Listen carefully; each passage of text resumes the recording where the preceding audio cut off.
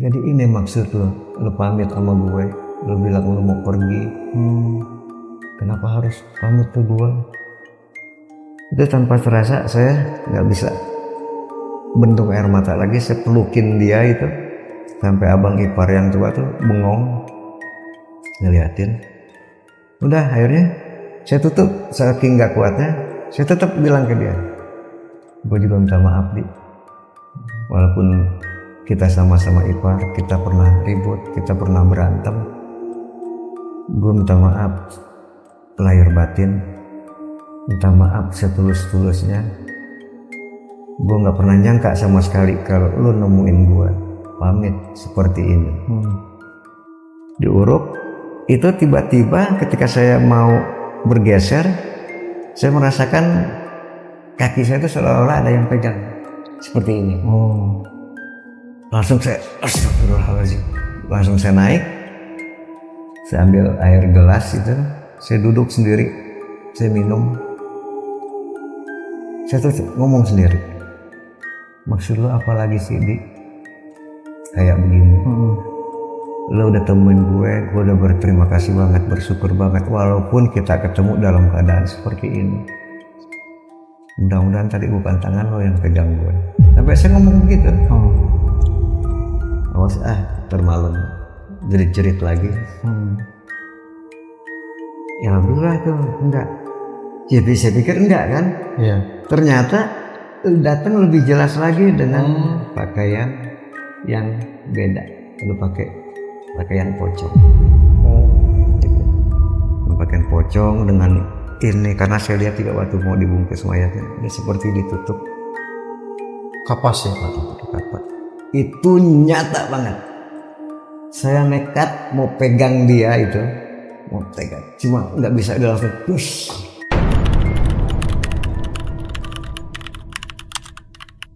Assalamualaikum warahmatullahi wabarakatuh. Hai Kimers, Buah Yoga, welcome back to Chemistry, kisah mistis penuh misteri.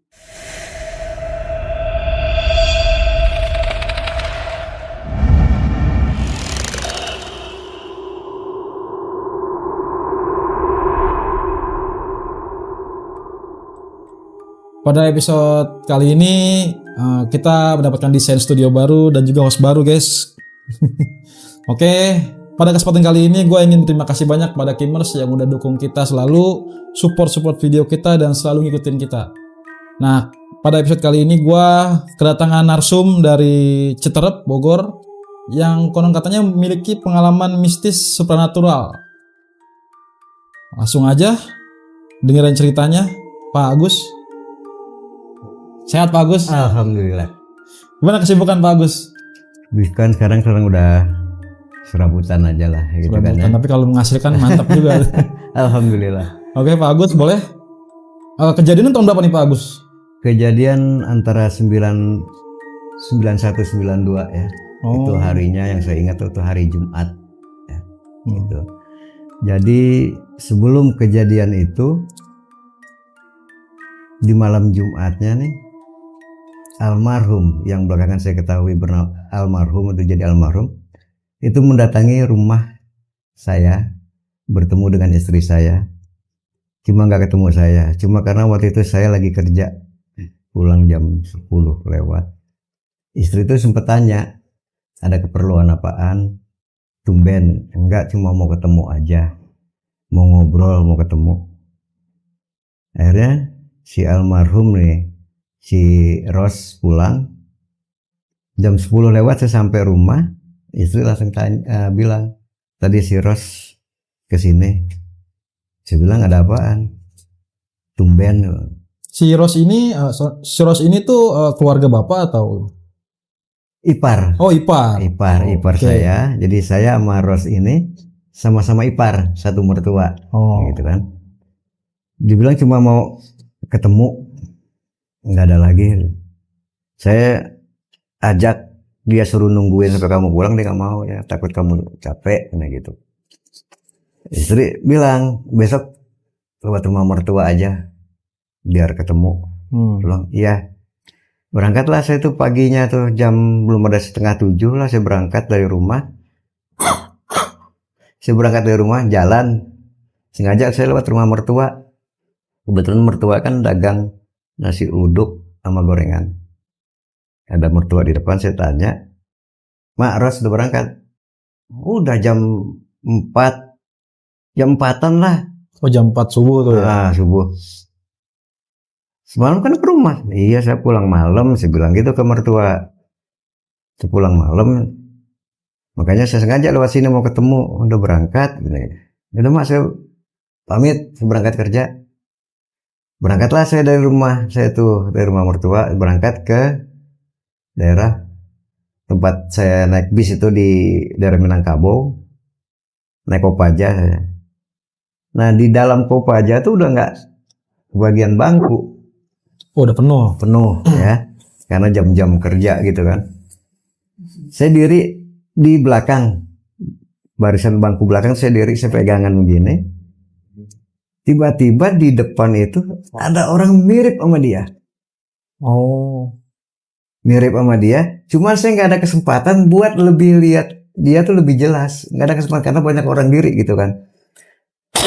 Saya berharapan gini, mungkin di jalan Cianjur banyak yang turun. Ternyata enggak. Mungkin daerah Kuningan ada yang turun nih, ternyata enggak. Itu Kopaja itu berhenti di perempatan Kuningan. Kalau lurus kita ke arah Mampang, ke kanan kita ke arah Gatot Subroto, ke kiri kita ke arah Pancoran. Di situ lampu merah banyak yang turun, tapi saya coba celingak-celinguk gini, nggak ketemu dia. Gitu. Itu mukanya mirip, potongan rambutnya mirip gitu kan. Dia pakai kemeja putih. Cuman waktu itu saya nggak lihat celananya ya, ketutupan orang. Itu dia apa bukan gitu kan. Tapi kalau emang dia, kok kenapa dia turun di sini gitu kan. Udahlah, saya lanjutin kan, sebentar lagi saya turunlah saya di kantor pajak Gatot Subroto. Saya harus mundur jalannya, naik JPO, langsung menuju ke tempat saya kerja. Langsung saya naik ke lantai 10.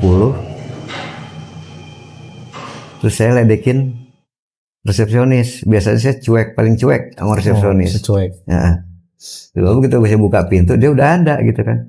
Pagi Mbak, saya bilang gitu. Iya. Tapi resepsionis itu bilang, tumben lu ramah. Iya gitu. Kan ini hari Jumat, harus ramah gitu. Langsung masuklah saya ke dalam, ke meja tempat saya kerja. Saya beresin kerjaan saya yang malam Jumat itu nggak kelar. Tiba-tiba telepon extension saya di meja tuh bunyi. Nomor 33. Yang kita tahu semua 33 itu resepsionis. Saya angkat. Ada apaan? Lu yang sirin terima tamu? Laki perempuan? Laki, buruan ke depan gue mau ke toilet. Iya. Keluarlah saya kan, menuju resepsionis. Saya lihat dia, gitu. Itu secara spontan saya sampai ngucap tuh, Astagfirullahaladzim, Allahu Akbar. Gitu. Salaman lah saya sama dia. Emang hawanya udah beda ketika salaman. Cuman saya alihinnya ke AC.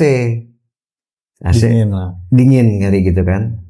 Saya bilang, Ros, lu kata udah berangkat? Udah. Malam gue ke rumah lu nggak ada. Iya gue pulang malam. Bini cerita. Terus lu udah sampai pool? Karena dia kan entah supir entah kenek gitu kan ya. Di Metro Mini. Belum sampai pool. Gitu. Terus lu sengaja gue mau nemuin lu gitu. Sengaja mau nemuin gue. Iya, lu mau pamit. Saya bilang, lu pamit, harusnya kan lu istri, kan lu pamitin. Iya, kok kan? Ke bapak gitu kan. Nah, kenapa harus datang ke saya, belum sampai pool, bela-belain nemuin saya, datang mau pamit, lu mau kemana? Gue mau pergi. Mending nggak jelasin mau pergi kemana, gitu kan. Cuma bilang mau pergi, sengaja gue kesini pamit, mau nemuin lu. Udahlah, gue mau pergi, gitu. Saya anterin tuh. Dari ruang resepsionis ke depan kan, ke lift itu. Saya anterin, saya pencetin kan, tanda turun. Ada beberapa menit tuh. ada lift turun, kebetulan kosong. Waktu itu saya sudah mau coba kasih dia buat nambahin ongkos saya. Emang sih nggak gede, 15.000. Terus gue ada sedikit nih buat nambahin ongkos. Ditolak sama dia. Nggak usah, buat lo aja makan siang. Lagian gue gratis kok naiknya. Gitu. Saya kan nggak ada pikiran apa-apa. Karena saya mikirnya mungkin sesama supir, iya kan masih bisa gratis karena suka ngeliat gitu kan. Gratis, ya udah. Lu serius lu mau nggak pegang aja buat makan siang. Gak lama pintu lift ketutup, tiba-tiba kok di hati saya nih mau nyusul dia gitu kan. Dia lift sebelah kiri, sebelah kanan kebuka, arah turun. Saya masuk lah, saya pencet lobby. Kalau memang itu beneran ada, pasti ketemu. Iya. Cuma sepersekian menit kok. Saya turun di lobby, saya langsung ke arah pintu luar, saya tengok-tengok, nggak ada. Kalau emang dia harus balik ke pool, dia harus muter lagi tempat tadi saya turun. Dia harus nyeberangin JPO, gitu kan. Yang ke arah Blok M, bisnya. Saya tanya sama tukang rokok, gerobak. Kaki lima memang udah kenal, sering beli di situ. Bang cari siapa? Saya bilang cari saudara gua. Ciri-cirinya kurus, tinggi, pakai kemeja putih, pakai lepis dan kulitnya sobek. Dan lihat lo. Ya udahlah, lagi udah mau jam 8 nih. Udah saya ke dalam ya. Begitu masuk gerbang tempat saya kerja, gerbang utama, saya kok merinding antara di sini sama kedua tangan saya. Dia tahu dari mana saya kerja di sini gitu kan.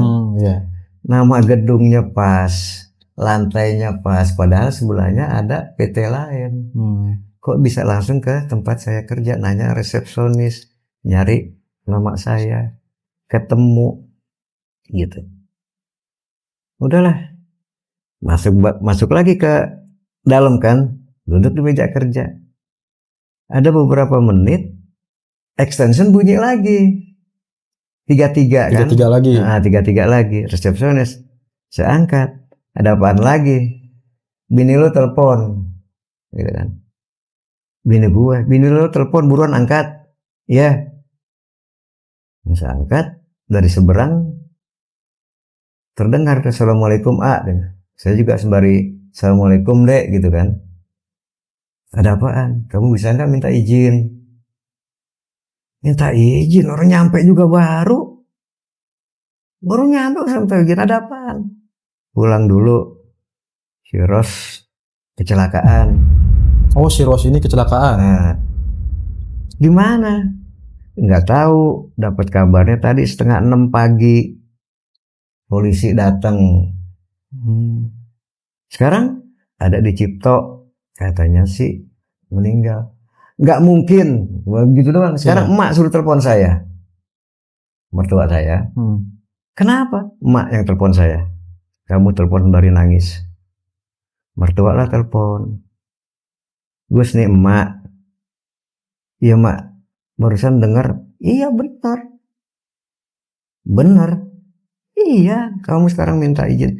Bisa enggaknya kamu minta izin kamu pulang. Mayatnya ada di rumah sakit Cipto. Iya mak, saya minta izin.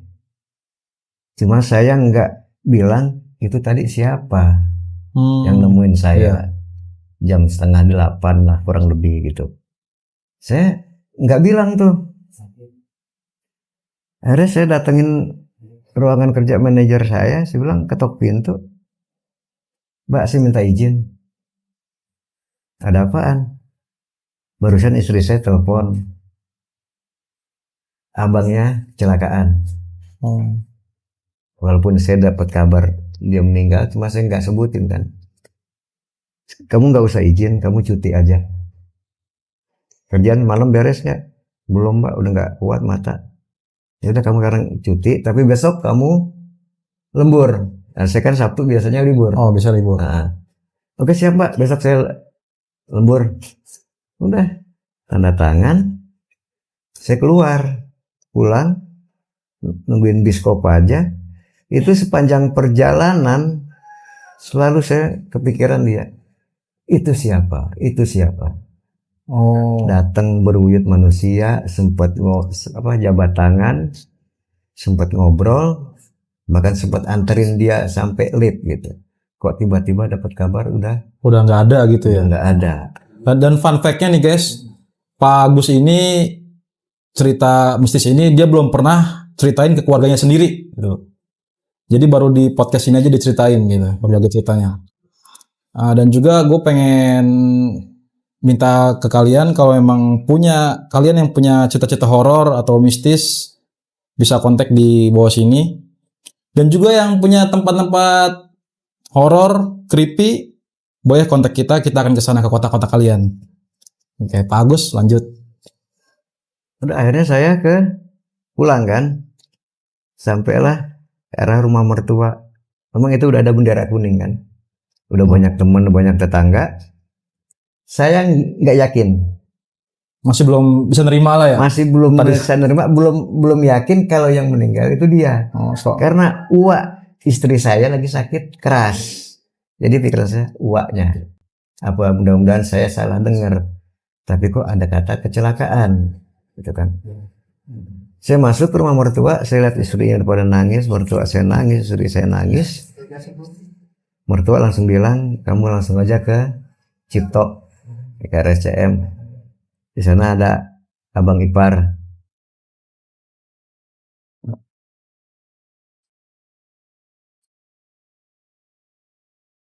Katanya ada abang ipar katanya.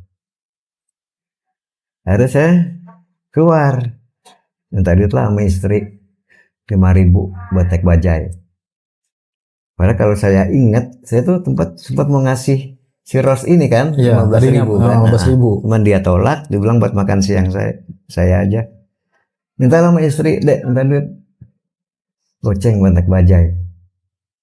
Naik bajai lah saya dari rumah ke depan kamar mayat.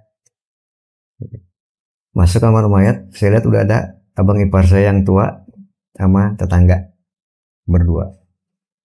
Saya langsung, assalamualaikum bang. Waalaikumsalam. Cium tangan. Saya tanya, yang mana bang? Karena di lantai itu ada 3. Nggak tahu satu dalam kecelakaan yang sama atau beda. Yang penting tuh di lantai itu ada 3. Oh, ada 3. Cuma ditutupin kain. Saya tanya, wah bang ipar, yang mana bang? Belum tahu. Lah abang dari tadi nggak berani buka. Saya periksa yang pinggir sini, bukan. Saya periksa yang tengah, saya buka. Nggak yakin. Oh, bukan jenazahnya si Ros ini ya? Tadinya saya nggak yakin kalau itu dia kan. Saya buka yang paling ujung, lebih nggak yakin lagi. Saya tutupin, abang ipar nanya, yang mana? Saya juga nggak yakin yang mana. Soalnya keadaannya juga udah ini ya. Keadaannya emang boleh dibilang parah lah ya. Parah ya. Akhirnya saya keingetan kalau almarhum ini punya tato. Sebelah kanan ya, itu gambar perempuan, tulis nama istrinya. Itu saya buka lagi, langsung saya peluk gitu. Inna lillahi wa inna ilaihi raji'un. Jadi ini maksud lo pamit sama gue, lo bilang lo mau pergi. Kenapa harus pamit ke gue? Itu tanpa terasa saya nggak bisa bendung air mata lagi, saya pelukin dia itu sampai abang ipar yang tua tuh bengong ngeliatin. Udah akhirnya saya tutup, saking nggak kuatnya saya tetap bilang ke dia, gue juga minta maaf Di, walaupun kita sama-sama ipar, kita pernah ribut, kita pernah berantem, gue minta maaf lahir batin, minta maaf setulus-tulusnya. Gue nggak pernah nyangka sama sekali kalau lu nemuin gue pamit seperti ini. Udah akhirnya saya tutup. Nggak lama ada petugas pemandi mayat bilang, ntar minta tolong salah satu keluarganya mandiin, ikut bantuin mandiin, cuma megangin selang aja kan pakai air gitu. Ya bang ipar langsung nyolek, saya bilang iya. bantuinlah saya mandiin. Itu saya sempat lihat perut sini ya, dari mulai sini kayaknya sampai ke pusar. Itu seperti ada jahitan, cuma saya nggak berani nanya. Sama di betis. Kalau emang itu kecelakaan, nggak serapih itu. Sayatannya.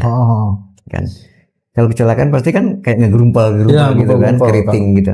Ini seperti disayat dan diambil. Saya nggak mau tanya, nggak berani saya tanya. Ngelihatnya aja udah malu. Bantuinlah mandi, mandiin, langsung dikafanin. Si petugas itu bilang, petugas yang mandiin mayat, nanti di rumah jangan dibuka lagi, ini udah bersih. Anterinlah ke rumah,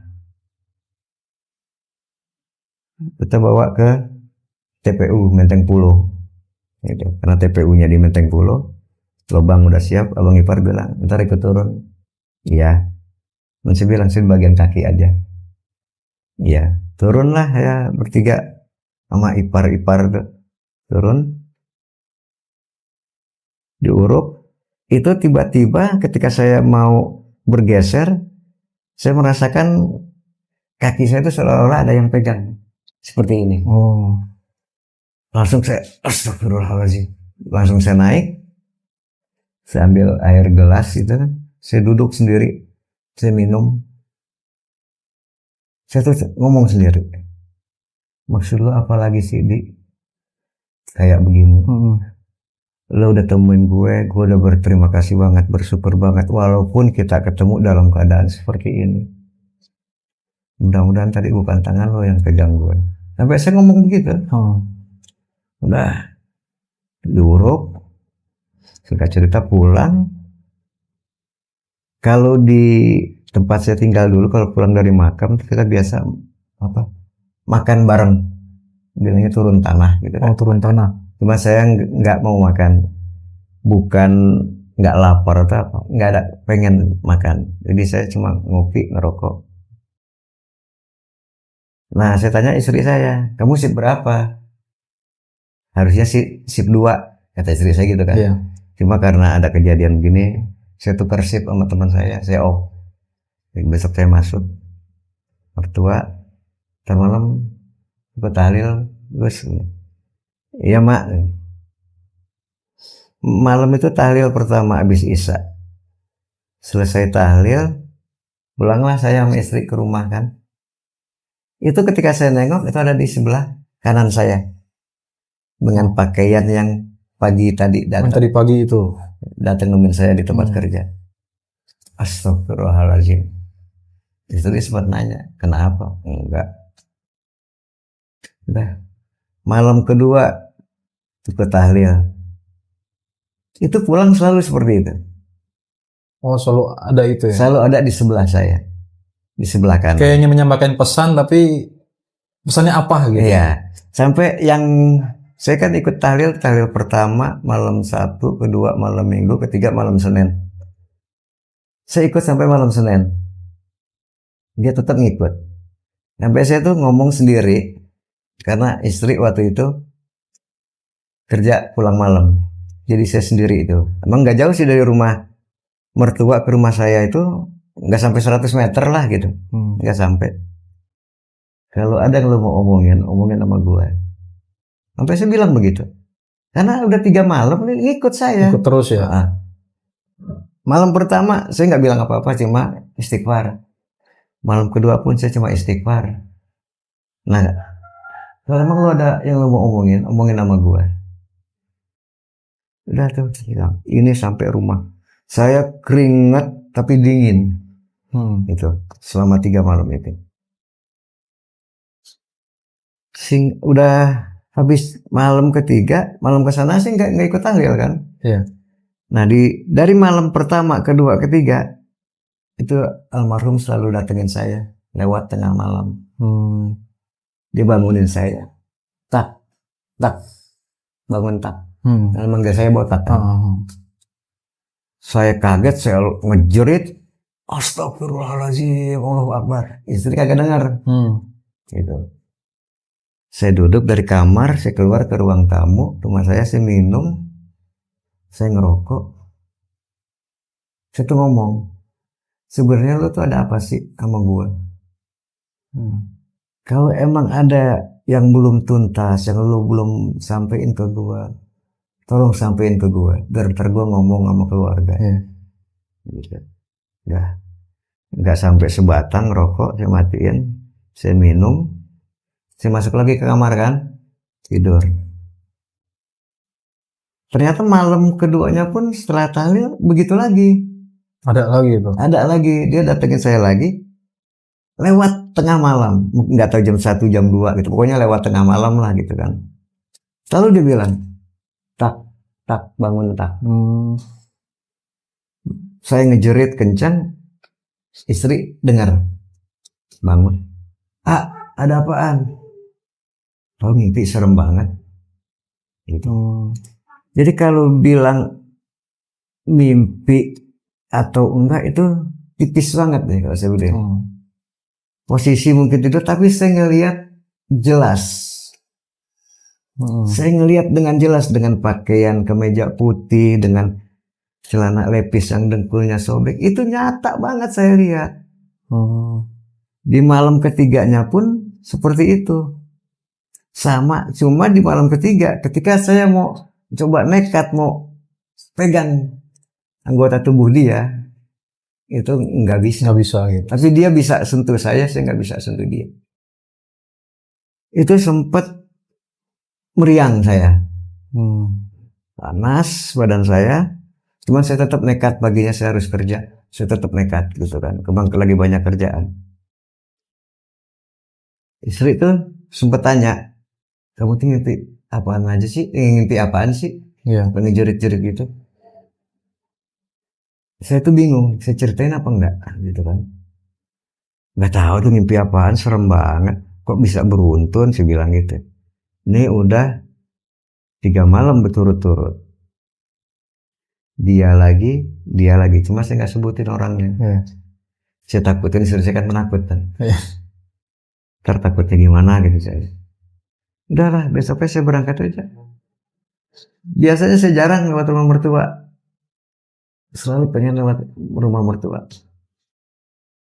Setelah tahlil ke-3 pas hari Seninnya tuh, saya seolah-olah ngeliat dia di depan pintu masuk ke rumah mertua saya. Cuma sekelebatan, udah saya berangkat kerja. Sampailah ke malam tahlil ke-40.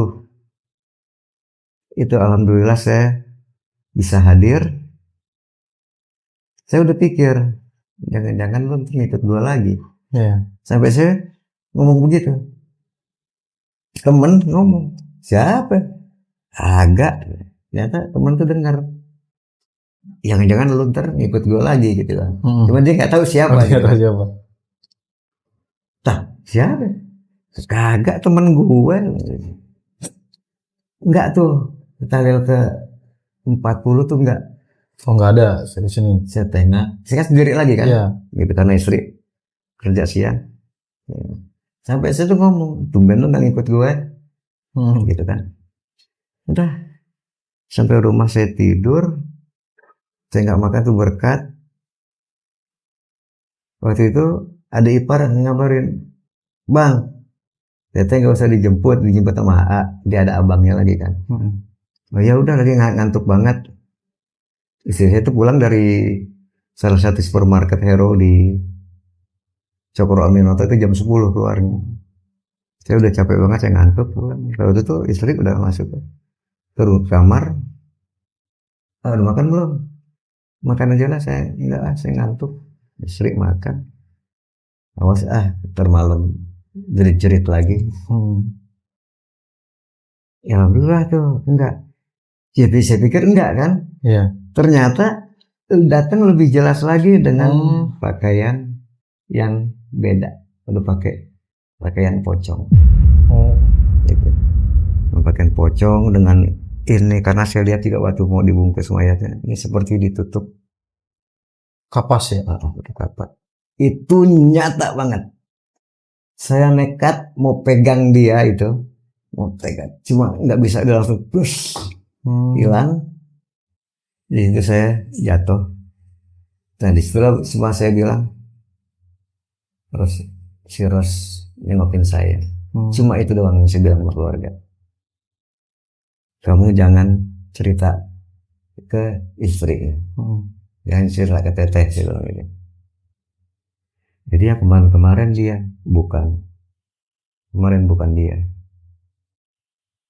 Jangan cerita ya, iya.